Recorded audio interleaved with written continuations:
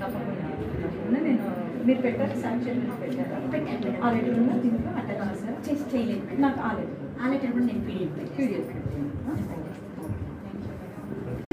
ఉన్నాం.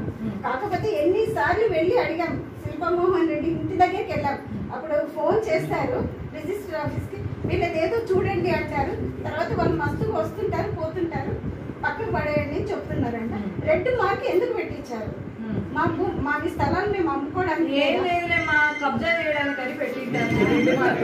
అట్లాంటి రెడ్ మార్కులు నంద్యాల కాన్స్టిట్యున్సీ మొత్తం రెడ్ మార్కే. రెడ్ మార్క్ ఇప్పుడు తీసేస్తా కదా. అదే చెప్తున్నా, ఇప్పుడు వక్ఫ్ భూమి కావచ్చు, వేరే ఏదైనా కావచ్చు, మొత్తము ఎంక్రోచ్మెంట్స్ ఉన్నాయి. మొన్న పవన్ కళ్యాణ్ గారు చాలా స్ట్రిక్ట్ గా చెప్పారు, ఎక్కడైనా ఏదైనా ఎంక్రోచ్మెంట్ ఉంది, కబ్జా చేస్తున్నారు అంటే వాళ్ళ కథ చేస్తాము అని చెప్పారు.